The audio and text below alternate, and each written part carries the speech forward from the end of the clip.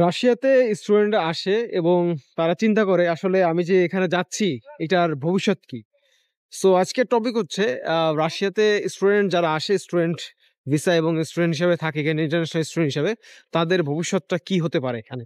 So এটা নিয়ে কথা বলার আগে সর্বপ্রথম ব্যাপারটা হচ্ছে কি, পুরোপুরি মানে বাইরের বিশ্বটা, মানে যখন বাংলাদেশ থেকে বের হবেন বা আপনাদের যে কান্ট্রি ইন্ডিয়া থেকে বের হবেন, এরপরে যে ব্যাপারটা আসবে সেটা হচ্ছে যে আপনার স্কিল কতটা আছে। পুরো বাইরের বিশ্বে হচ্ছে আপনাদের স্কিলটা দেখা হয়। এখানে যখন আপনি স্কিলটা শো করতে পারবেন একটা জায়গায়, দেন আপনি হচ্ছে ওইখানের ওই মানে পজিশনটা আপনি অ্যাচিভ করতে পারবেন। ধরেন আপনি এখানে আসছেন, আপনি খুব ভালো কার ড্রাইভিং করেন। সো কার ড্রাইভিং করতে পারলে আপনি হচ্ছে সারা জীবন, আমি যদি বলি যে লিটারেলি সারা জীবন আপনি এখানে কার ড্রাইভিং করে খেতে পারবেন, ঠিক আছে, এবং হিউজ অ্যামাউন্ট ইনকাম করতে পারবেন। আপনি যদি বলেন যে ভাই আমেরিকাতে বড় বড় জব করতেছে, ভাই কয়জন বড় বড় জব করতেছে? ভাই খুব কম।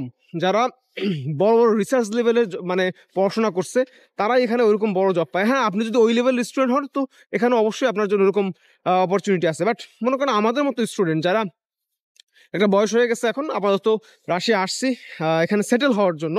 সেটেল হওয়ার পরে আমরা একটা মানে পরিচ্ছন্ন লাইফ, একটা কি বলে মানে ভালো লাইফ যেটার মধ্যে সিকিউরিটি থাকবে, একটা আলাদা ভাইব থাকবে, সব কিছু মিলে মনে করেন একটা ভালো জায়গায় যদি আপনি ভালো স্টুডেন্ট হিসাবে হিসাব করেন, যে মোটামুটি স্টুডেন্ট হিসাবে হিসাব করেন যে আপনি এখানে একটা সেটেল হবেন আর কি মেইনলি। সো সেক্ষেত্রে যারা ইউরোপে ঢুকতে পারতেছেন না, ধরেন সেনজেন কান্ট্রিগুলোতে ঢুকতে পারতেছেন না, তারা আসলে রাশিয়াতে আসে এবং খুব ভালোভাবে যদি সে সবকিছু পরিকল্পনা করে তাহলে সে ইউরোপের থেকে বেশি সাকসেস থাকতে পারবে এখানে। কারণ এখানে লিভিং কস্ট নামমাত্র, একদম বলতে গেলে আপনি যদি লিভিং কস্ট হিসাব করেন এখানের, সো একদম কম। মানে ইউরোপে ধরো আপনার বাসা ভাড়া, হিটিং চার্জ, মানে taxes, all everything is huge. ঠিক আছে, কয়েকটা কান্ট্রি বাদে সে কান্ট্রিতে ইনকামও সেরকম। সো রাশিয়াতে হচ্ছে মান্থলি যদি আপনি একটা পার্সনে 5,000 টাকা খরচ করে খুব ভালোভাবে খাওয়া দাওয়া করে সবকিছু মেনটেন করতে পারবে। বাট ইউরোপে কিন্তু এটা পসিবল না। যাই হোক, ইউরোপের কথা বাদ দিই।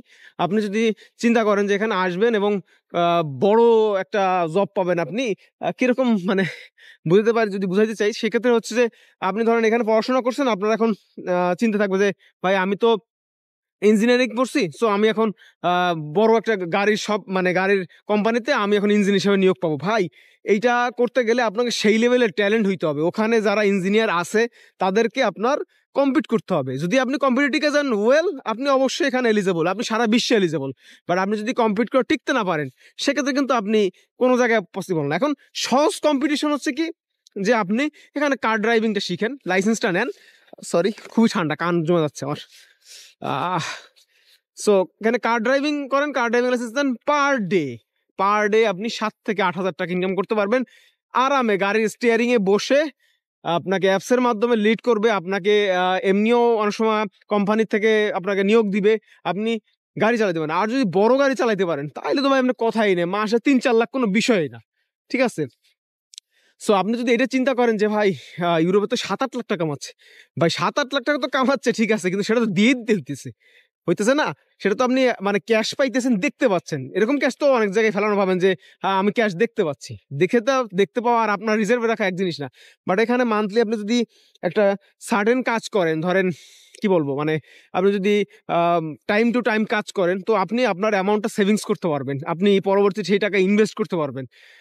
সো ট্যাক্স আছে, এখানে ট্যাক্স দিতে হয়, কিন্তু ওই পরিমাণে না যে পরিমাণে ইউরোপে দিতে হয়। একটা স্টুডেন্ট এখানে ফুল টাইম জব করতে পারে। হ্যাঁ, অবশ্যই প্রিপারেটরি কোর্সে একটু ঝামেলা হয়, তাও তো স্টুডেন্টরা জব করতেছে, তাই না, ইনকাম করতেছে এখানে। সো এটা নিয়ে প্যারা খাওয়ার কিছু নাই। আপনি আসবেন এখানে, আসার পরে আপনার গোলটা ঠিক করবেন।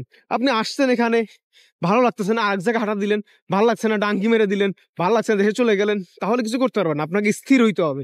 আপনি জানেন যে একটা জায়গায় একটা সামান্য একটা দেশে মনে করেন আপনি এরিয়া চেঞ্জ করছে বাংলাদেশের মধ্যেই, তখন আপনি যে দেখবেন যে হুট করে আপনার মনে হবে যে ভাই কই আসলাম, এই জায়গায় ভালো লাগতেছে না। এটা মানুষের নেচার। আপনাকে এই জিনিসটাকে আগে স্যাক্রিফাইস করতে হবে যে আপনি যেখানে আসেন সেখানে আপনার জায়গাটা তৈরি করবেন।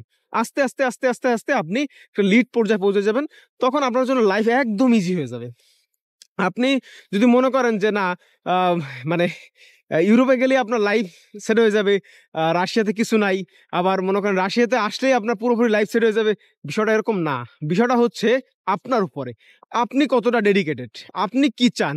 আপনি কি আপনার লাইফকে সেটেল করতে চান, নাকি আপনি এখানে আসছেন বিদেশের মজা নেবেন চলে যাবেন, বা আর কিছু টাকা ইনকাম করবেন দেশে চলে যাবেন? সেটা আপনার উপর ডিপেন্ড করে।